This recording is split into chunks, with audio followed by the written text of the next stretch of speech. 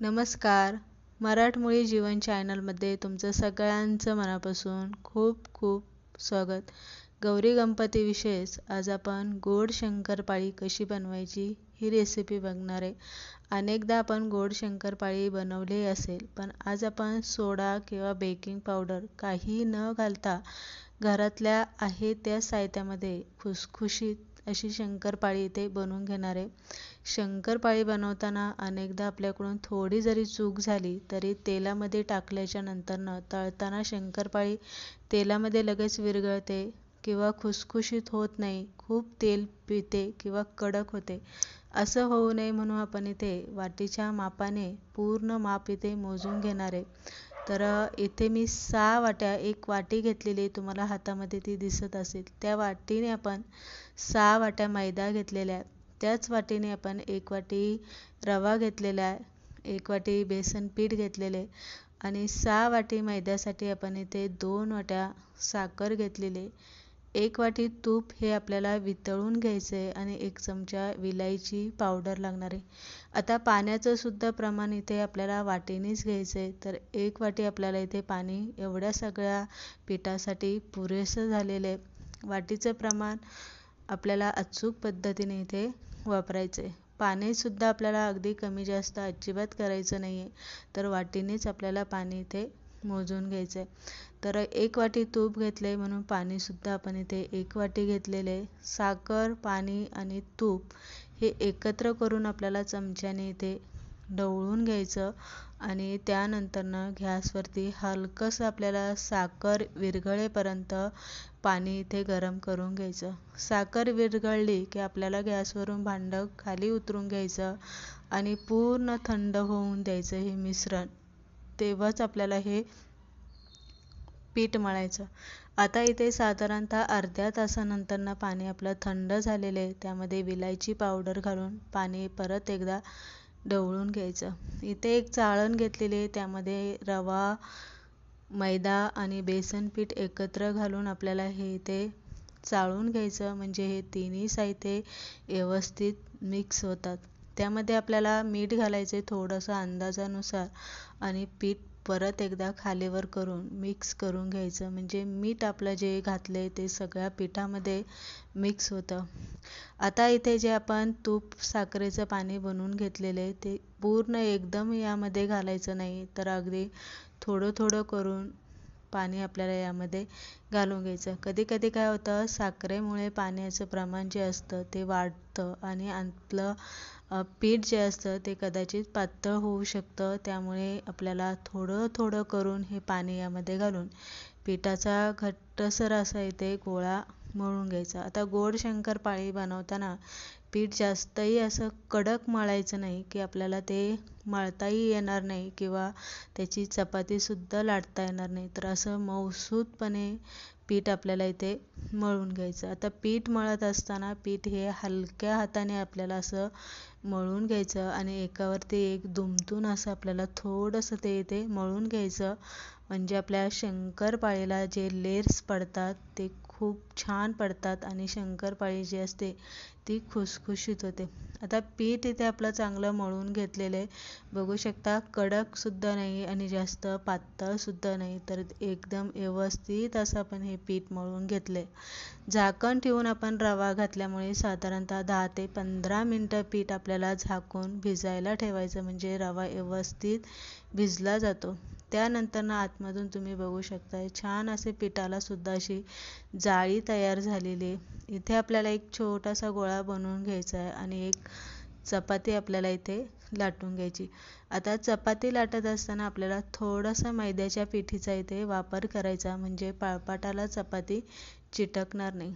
आता गोड शंकरपाळी आपण इथे बनवत असल्यामुळे चपाती ही आपल्याला जास्त जाड न लाटता ही आपल्याला ते पातळ न लाटता थोडीशी ही आपल्याला जाड इथे लाटून घ्यायची.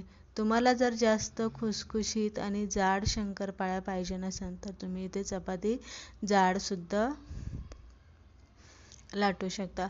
आता इथे आपल्याला पिझ्झा कटर मी घेतलेला आहे. जर तुमच्याकडे नसेल तर तुम्ही सुरीने सुद्धा कडा इथे कट करून घ्यायचा आणि चौकोनी आकारामध्ये आपल्याला चपाती इथे कट करून घ्यायची. आता इथे तुम्ही बघू शकता इतक्या प्रमाणात मी तिला जाड लाटून घेतलेली आहे. तुम्ही यापेक्षाही थोडीशी जाड लाटली तरी काहीही हरकत नाही. आता कटरच्या साहाय्यानेच आपल्याला चौकोनी आकारामध्ये शंकरपाळ्या इथे कट करून घ्यायच्या.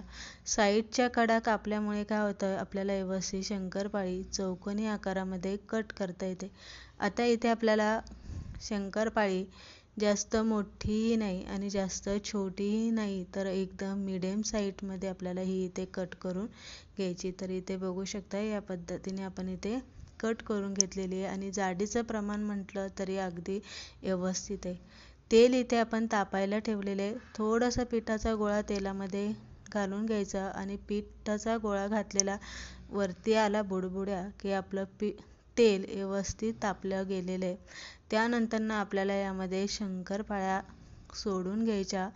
गॅस मी अगदी इथे बारीक ठेवलेला आहे. एकदा तेल जास्त तापलं की नॉर्मल टेम्परेचरला आलं की गॅस आपल्याला बारीक करायचा. दुसरी गोष्ट, जेव्हा आपण तेलामध्ये शंकरपाळ्या सोडतो तेव्हा लगेच आपल्याला त्या हलवायच्या नाही, तर थोड्याशा त्या तळल्या गेल्या आणि त्यामध्ये कडकपणा आला की एका काट्याच्या चमच्याने किंवा सुरीने आपल्याला ह्या शंकरपाळ्या अशा कडेने हलवायच्या, म्हणजे व्यवस्थित त्या खालीवर होतात. लगेच आपल्याला इथे झाऱ्याचा वापर अजिबात करायचा नाही. थोडासा कलर सोनेरी कलर आला की मग आपल्याला झाऱ्याने हलक्या हाताने आपल्याला त्या इथे उलट्या करून घ्यायच्या. शक्यतो आपल्याला ही शंकरपाळी उलटी करताना एकदम दोनदा किंवा तीनदाच तुम्ही याला उलटी पालटी करू शकता. जास्त वेळा आपल्याला अजिबात तिला झाऱ्या लावायचा नाही, नाहीतर ती इतकी खुसखुशीत असते की तेलामध्ये फुटण्याची शक्यता असते. हलकासा सोनेरी कलर आला की आपल्याला झाऱ्याने शंकरपाळी जाळीच्या झाऱ्यामध्ये काढून घ्यायची, म्हणजे एक्स्ट्राचं जे तेल शंकरपाळीमध्ये असतं ते व्यवस्थित त्यामधनं निथळलं जातं. यापेक्षा शंकरपाळी जास्त काळी अजिबात करायची नाही, नाहीतर ती कडवट लागते.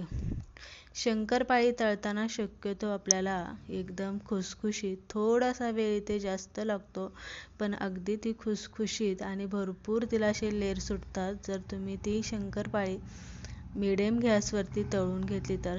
दुसरी गोष्ट, शंकरपाळी जेव्हा आपण तेलातनं बाहेर काढणार असतो तेव्हा गॅस आपण बारीक केलेला असतो, तो मोठा करायचा आणि तेल चांगलं असं कडक तापलं की त्यामधनं आपल्याला शंकरपाळी झाऱ्याने बाहेर काढून घ्यायची, म्हणजे शंकरपाळी जास्त तेलकट होत नाही किंवा ती जास्त तेलसुद्धा पेत नाही आणि त्यामध्ये व्यवस्थित असा खुसखुशीतपणा येतो. असं केल्यामुळे काय होतं, शंकरपाळी लगेच मऊ पडत नाही आणि त्यामध्ये तेलाचं प्रमाणसुद्धा अतिशय कमी होऊन जातं. तर या पद्धतीने आपण इथे बाकीच्या राहिलेल्या सगळ्या शंकरपाळ्या तळून घेतलेल्या आहे.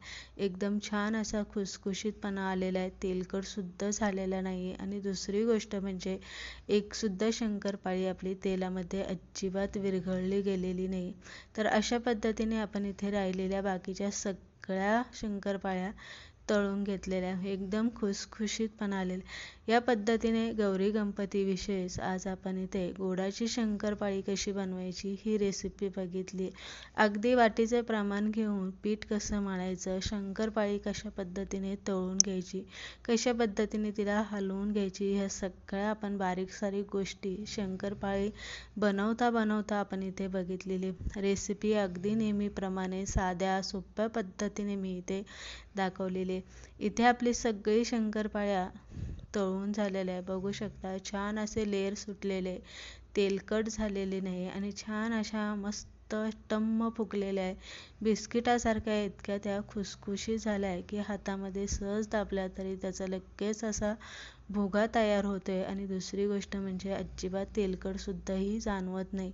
तर या पद्धतीने अगदी तुम्ही ह्या महिनाभर सुद्धा खाऊ शकता, काहीही याला होऊ शकत नाही. कारण यामध्ये आपण पीठ मळताना दुधाचा वापर न करता पाण्याचा वापर केलेला आहे, त्यामुळे 1 महिनाभर ही शंकरपाळी आरामात टिकते.